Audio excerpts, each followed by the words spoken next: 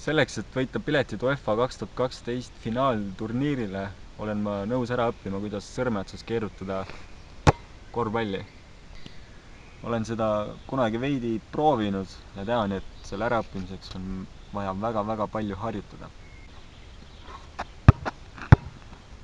Eesmärgiks sean 30 sekundit.